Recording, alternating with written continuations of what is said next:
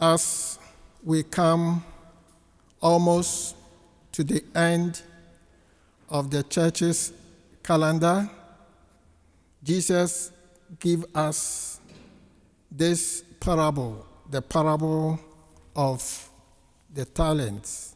Jesus many times taught people in parables, and the parables were used by Jesus to speak or to teach people about the truth of the kingdom of God. And Jesus used what happened among us in this world to teach them such lesson. So from Jesus' teaching, we can say that the truth of the kingdom of God is reflected in the realities of our daily life. What is happening among us, around us, it reflects the truth of the kingdom of God. In the parable, the man or the master was going on a journey. He gave his own possession to his servants to use them so that he can take it back, or they could account to him on his return. So the first lesson that the story or the parable is teaching us, it was God who gave his possession to the servants. So by this, Jesus is telling us all that we have for our person, for our possession, they are all been given to us from God to use them in this life, just as he gave the talent to them. And how many talents did he give to them? For one, he gave 5. The other, he gave 2. And the last one, the third one, he gave 1. What does this also tell us? We have been given talents from God of different measure. Some have big talents, others have medium talents, others have small talents. Whatever the case, it is coming from God. He's expecting us to use them for the greater glory of his name, for the good of others, and to build the kingdom of God. So what God is expecting from us is to use the talent, no matter how small or how big it might be. All that God is expecting from us is to use the talent. Your talent is not the same as the talent of the other person. Everybody's talent is different.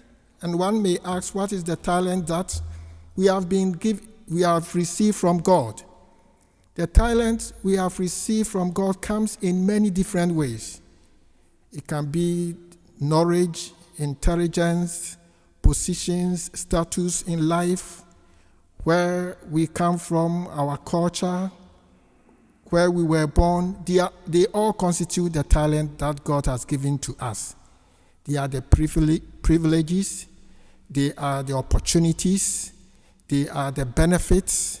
There are all the things, even our families, they are all part of these talents, gifts, blessings that God has given to us.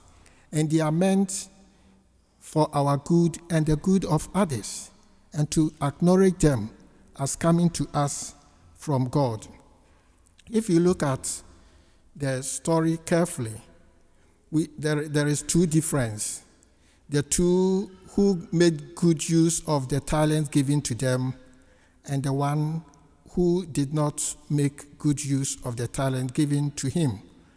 And the 2 who made good use of the talent, they believe in the man who gave the talents to them.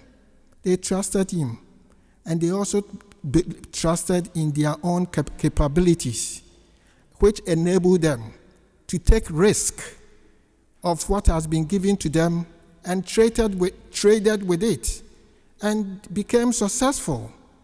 So by this, God is telling us, if we also keep trust in God, if we keep faith in ourselves, keep we keep faith in others, people around us, people who live with us, people who work with us, we can make good use of the talent God has given to us to earn profit, to double it, just as they did. The other one, he failed to take risk because he filled his life not with courage, not being optimistic, but being pessimistic. He was afraid to use the talent, and he buried the talent in the ground and could not earn any profit out of it.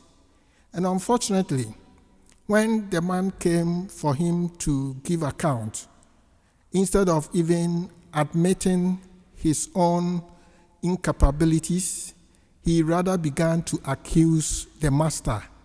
I know you are a tough man. You are even to the point of saying he was wicked. And that is what also happened in this life.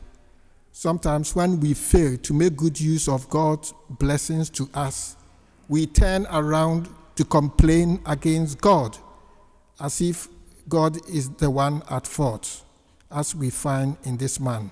It is not good for us to complain, but rather we must make good use of what God has made available for us. And no matter how small or how big it is, God can bless us to earn good fruit. God is expecting us to be productive, to be fruitful, to earn more, to achieve success in what we are doing in life. And we can do this when we have faith in God, we trust in God, and then without able to take risk in life. And God will support us to succeed once we make such good move. The story also tells us there is a day of reckoning for everything, a day of accountability. The man gave the talent to them and left for a very long time. Perhaps they thought he was not coming. One day he came back and asked them to give account of what had been given to us. The story Jesus is telling all of us, for what God has made us to be, for what God has given to us in this life, one day we shall give account of it.